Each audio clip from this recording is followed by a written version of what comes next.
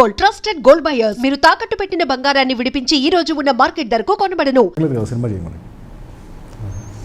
So that was one instance where I felt very bad. Me reaction ఏంటి అతనితో? మళ్ళీ case వేయకముందు అంటే ఏంటి?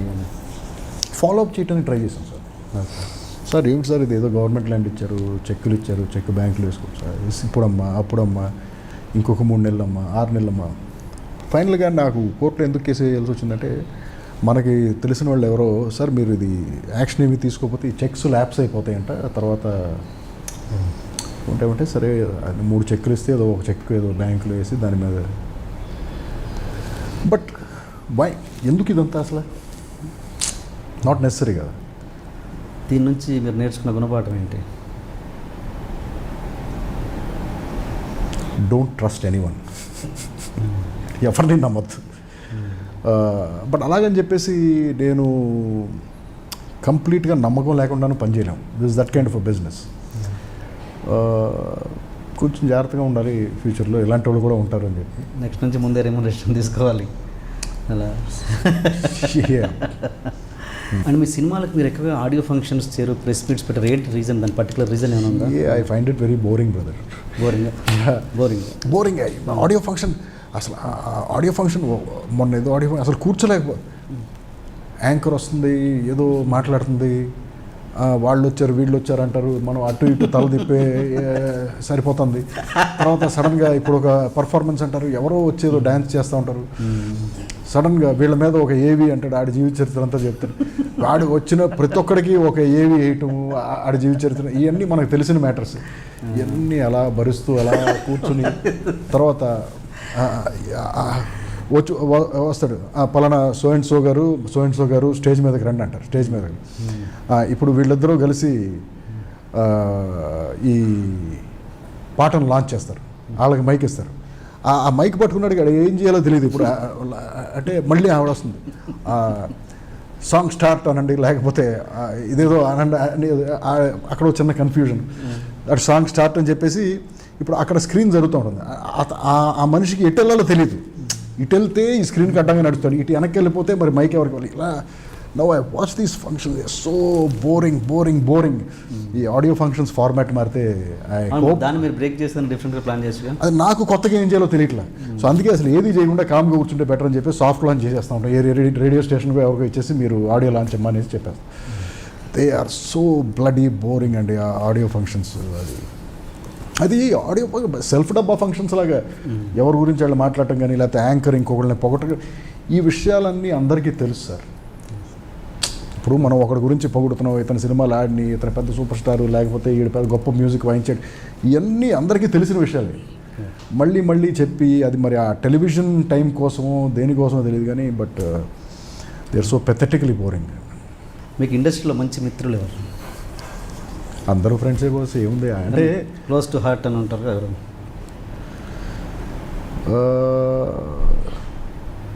నేను బాగా ఎక్కువ ఫ్రెండ్షిప్ చేసేది సురేష్ బాబుతో. సినిమా తర్వాత సినిమా చేయటం వల్ల ఆయనతోనే కంటిన్యూస్గా రిలేషన్షిప్ రన్ అవుతుంది. బయట తక్కువ పని చేయటం వల్ల సో ఎవరితోనే ఎక్కువ ఇంటరాక్షన్ లేకుండా పోయింది. సో మనకు అందరూ తెలుసు, అందరికీ నేను తెలుసు, కలిసినప్పుడు హ్యాపీగా మాట్లాడుకుంటాం, అంతేగాని రోజు సాయంత్రం కలిసి. బట్ ఆ ఫ్రెండ్షిప్లు నాకు ఇండస్ట్రీలో లేవు, బయట ఎక్కువ ఉంది.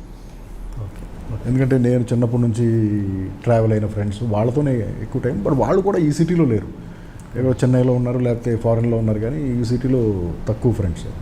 మీరు ఆ మధ్య తానాకి ఒక స్కిట్ చేశారు. అవును, స్కిట్ చేశారు. దాంట్లో అంత చాలా వరకు అడల్ట్ కంటెంట్ ఉంది కొంచెం.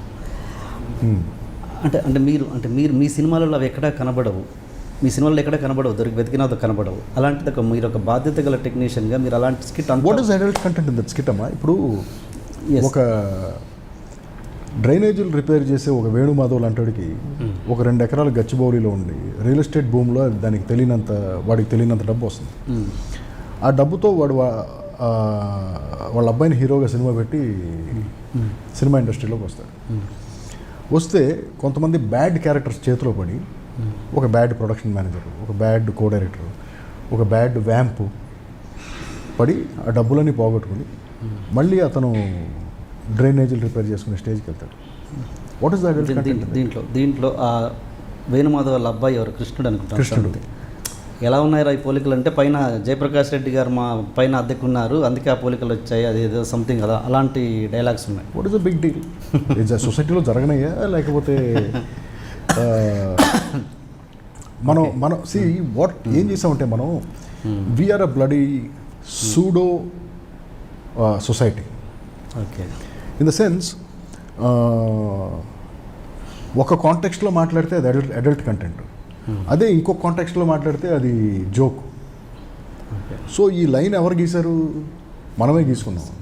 మనమే గీసుకుని కన్వీనియన్స్ ఉన్నప్పుడు ఈ సైడ్ ఉంటాం లైన్కి, లేకపోతే ఆ సైడ్కి వస్తాం. సో ఇంతకంటే దారుణమైన జోక్స్ మనం రియల్ లైఫ్లో మాట్లాడుకోవట్లేదు. నేను మీ సినిమాలతో కంపేర్ మీ సినిమాలు అలాంటివి ఎప్పుడు పొరపాటు కూడా కనబడలేదు ఇప్పటివరకు. అందుకని మేము వేరే ఆర్టిస్ట్ అయితే నేను అడిగేవాడిని కాదు. Nothing boss. సి నౌ ఇప్పుడు అక్కడ కూర్చున్న ఆడియన్స్ ఎవరు? అమెరికాలో ఉంటూ అమెరికన్ మీడియాకి ఎక్స్పోజ్ అయ్యి అమెరికన్ సినిమాలకి ఎక్స్పోజ్ అయిన పీపుల్. సో నా జడ్జ్మెంట్ ఏంటంటే ఇంతకంటే ఎక్కువ వాళ్ళు ఎక్స్పీరియన్స్ అయి ఉంటారు. ఇది పెద్ద జోక్ కాదు. మన సినిమాల్లో ఎలాంటి జోకులు ఉంటాయి? అదే నేను ఇప్పుడు వేరే ఎవరో డైరెక్టర్ ఇక్కడ కూర్చొని ఉంటే నేను ఆ ప్రశ్న అడిగేవాడిని కాదుగా, మిమ్మల్ని కాబట్టి అడుగుతున్నాను. సో అందుకని అది కొంచెం ఆ లిబర్టీ తీసుకుని పెట్టాము. బట్ అంతకుమించి ఏముండదు దాంట్లో. ఓకే.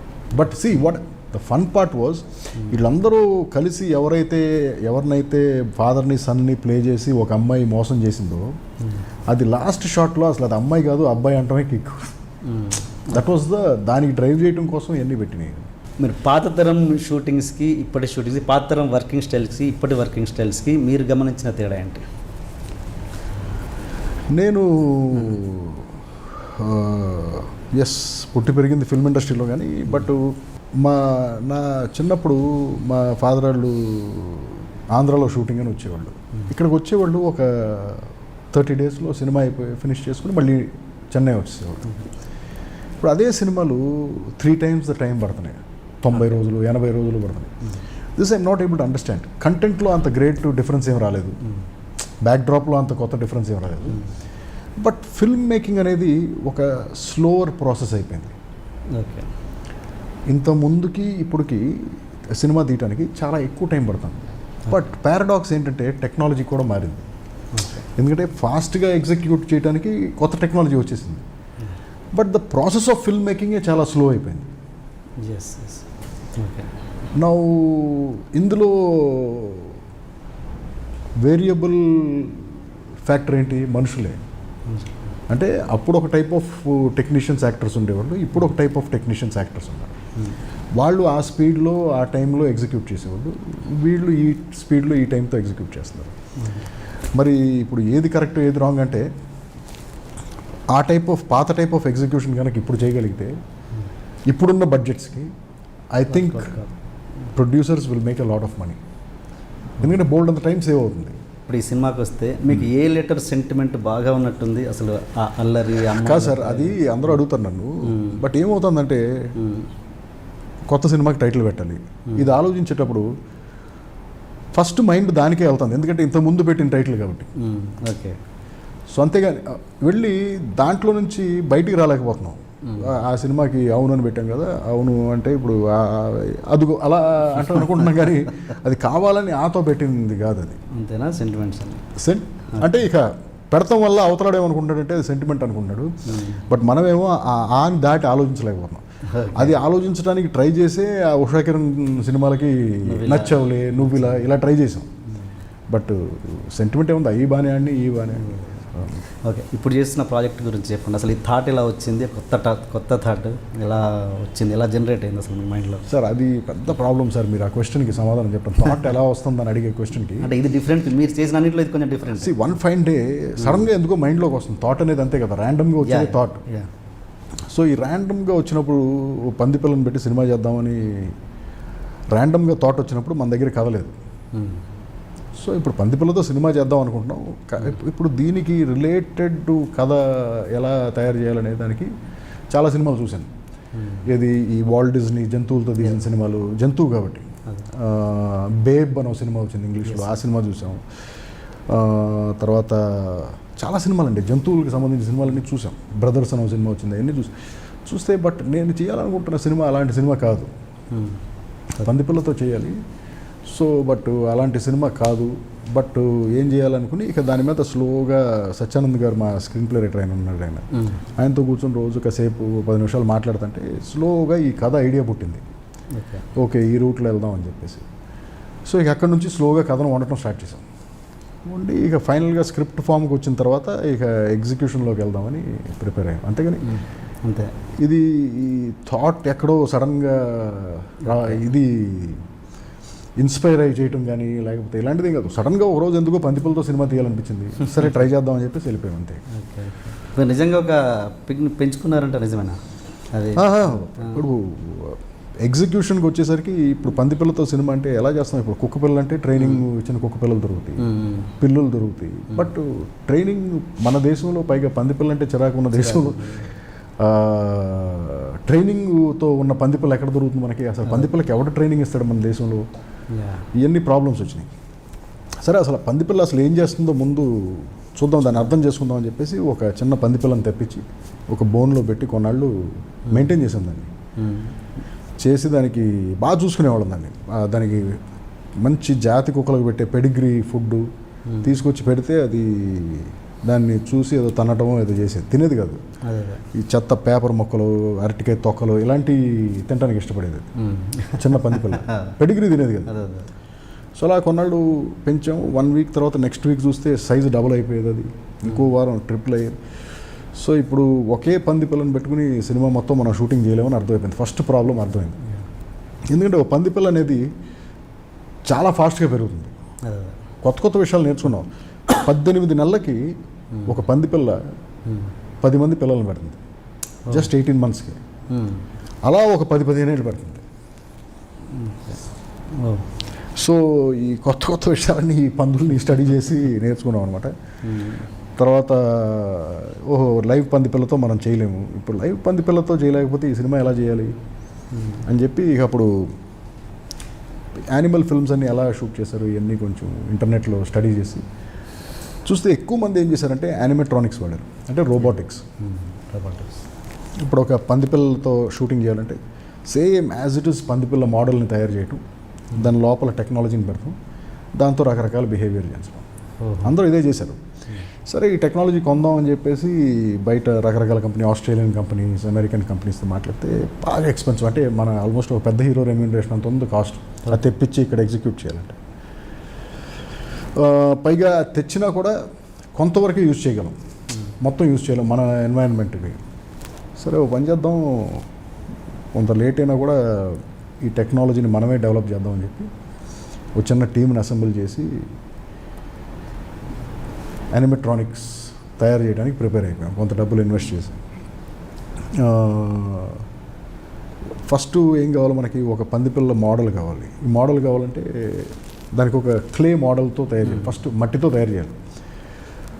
సో జేఎన్టీయూ నుంచి ఎవరో టాప్ స్కల్ప్చర్ చేసేవాళ్ళని, శిల్పుల్ని పిలిపించి ఒక పందిపిల్లని తయారు చేసాం. తయారు చేసి దాని తర్వాత దాన్ని సిలికాన్ మోల్డ్ తీసి ఇక అక్కడి నుంచి దాని లోపల టెక్నాలజీ ఇన్సర్ట్ చేయడం స్టార్ట్ చేసాం. ఏమేంటంటే టెక్నాలజీలు రకరకాల కొత్త అయినవి కావాలి వచ్చినాయి. ఇప్పుడు పందిపిల్ల కళ్ళు ఆర్పాలి, కళ్ళు పెద్దవి చేయాలి, నోరు తెరవాలి, ముక్కు ఊపాలి, తోక ఊపాలి, కాళ్ళు కదపాలి, తల అటు ఇటు తిప్పాలి, పైకి కింద, ఇవన్నీ చాలా కాంప్లికేటెడ్ విషయాలు. పైగా ఈ టెక్నాలజీ అంతా ఎంత చిన్న పందిపిల్ల మెడ లోపల నుంచి లోపలికి పెట్టి క్రియేట్ చేయాలి. చాలా టైం పట్టింది. ఒక రోజు అసలు పని జరిగేది కాదు, 10 రోజులు పని జరిగేది కాదు. 11th డే చిన్న బ్రేక్ త్రూ వచ్చేది, తర్వాత దాన్ని ఫాలో అయ్యేవాడు. సో ఫైనల్గా టెస్టింగ్ స్టేజ్కి వచ్చింది. టెస్టింగ్ స్టేజ్కి వచ్చిన తర్వాత దాన్ని పెట్టుకుని ప్రపంచంలో మిగతా చోట్లంతా ఏంటంటే కేబుల్ కంట్రోల్ ఉంటుంది. పందిపిల్ల లోపల నుంచి బయటకు ఒక కేబుల్ వచ్చి బయట ఎవరు ఆపరేట్ చేస్తూ ఉంటారు. బట్ నేను అది వద్దన్నాను మా వాళ్ళని, కేబుల్ రెస్ట్రిక్షన్ వద్దు, దీన్ని రిమోట్ కంట్రోల్తో ట్రై చేద్దామని చెప్పి.